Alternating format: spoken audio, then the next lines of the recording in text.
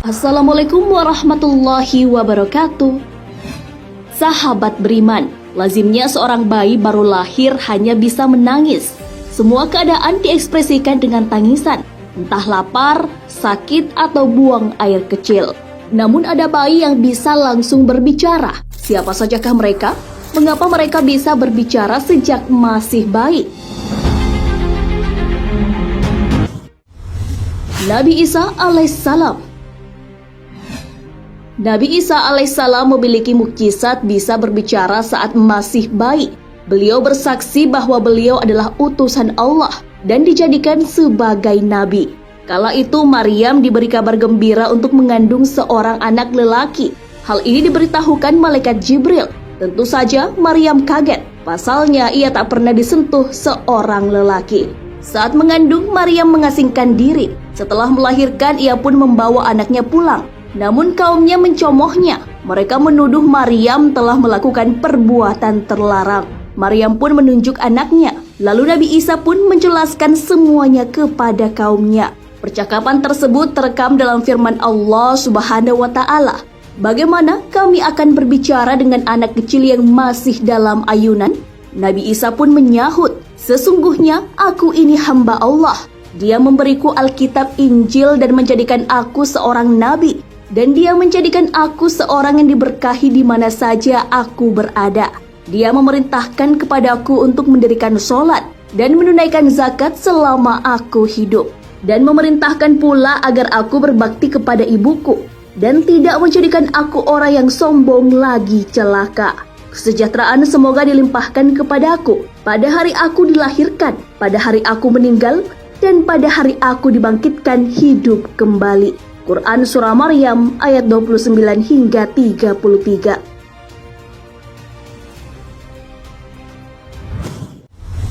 Bayi pembela Juraid.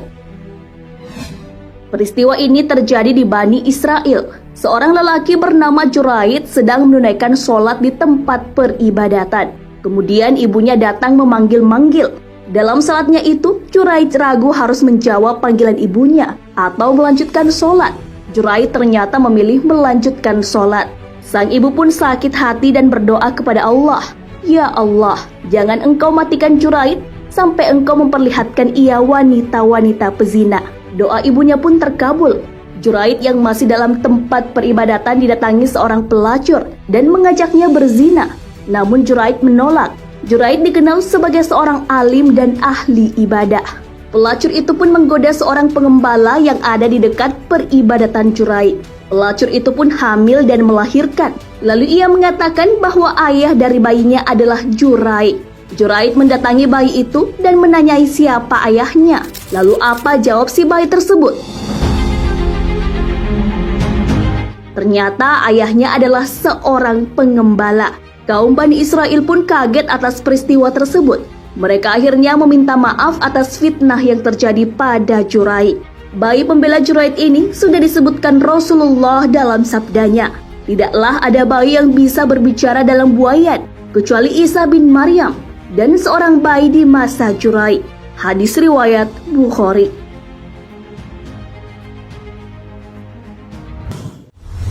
Bayi dari kaum Israel. Seorang ibu sedang menyusui anaknya. Ia melihat lelaki tampan dan gagah lewat menunggang kuda. Ia pun berdoa kepada Allah agar menjadikan anaknya seperti laki-laki yang dilihatnya. Namun atas kuasa Allah, bayi yang sedang disusui itu berkata, "Ya Allah, jangan engkau jadikan aku sepertinya." Ibu sang bayi pun kembali melihat seorang budak perempuan dengan keadaan lusuh.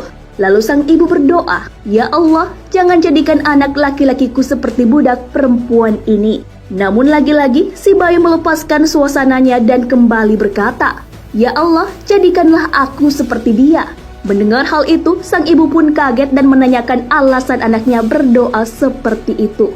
Sang bayi menjawab, laki-laki penunggang kuda yang tampan dan gagah tadi adalah sosok figur yang sombong.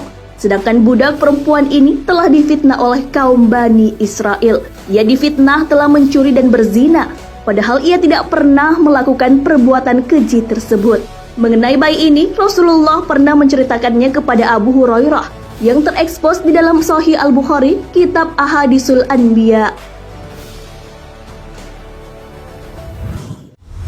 Bayi saksi Nabi Yusuf alaihissalam. Ketika digoda oleh Zulaikha, Nabi Yusuf alaihissalam menolak.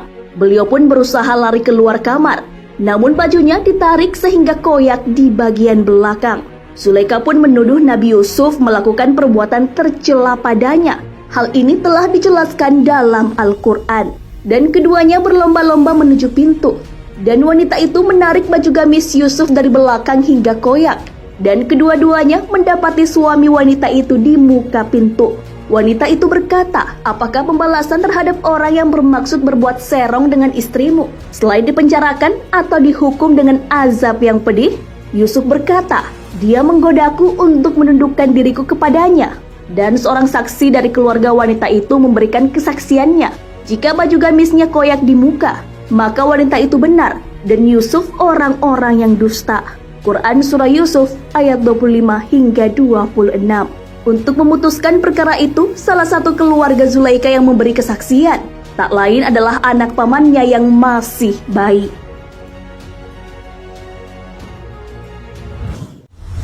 Bayi Masyitah. Masyitah adalah seorang juru sisir anak Fir'aun. Ia beriman kepada Allah. Mengetahui keimanan Masyitah, Fir'aun telah mempersiapkan hukuman bagi Masyitah dan anak-anaknya. Masyitah akan dihukum dimasukkan ke dalam wajan panas oleh Raja Mesir itu. Keimanan Masyitah pun diteguhkan lewat bayinya yang diberi kemampuan berbicara. Hal ini sesuai dengan hadis, wahai ibu, masukkanlah dirimu, sebab siksa dunia lebih ringan dari siksa akhirat. Hadis riwayat Ahmad.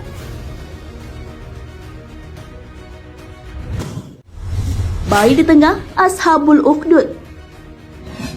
Ukhdud adalah celah besar memanjang di tanah seperti parit. Ashabul Ukhdud adalah orang yang membuat parit. Di dalamnya mereka menyalakan api untuk membakar orang-orang yang beriman kepada Allah Subhanahu wa Ta'ala. Di antara yang dilemparkan ke dalam parit adalah seorang ibu yang menggendong bayinya. Sang ibu sempat menunda masuk ke sana, namun sang bayi meyakinkannya dengan mengucapkan, "Wahai ibunda, bersabarlah sebab engkau berada di jalan kebenaran." Hadis riwayat Muslim.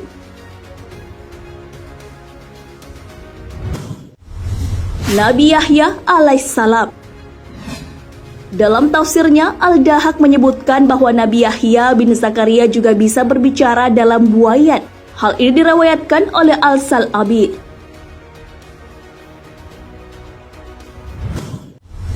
Nabi Muhammad SAW.